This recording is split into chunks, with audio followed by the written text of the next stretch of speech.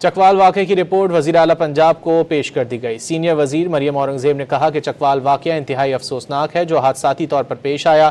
ڈکیتی ہو رہی تھی، اس دوران بے گناہ بچی کی جان چلی گئی۔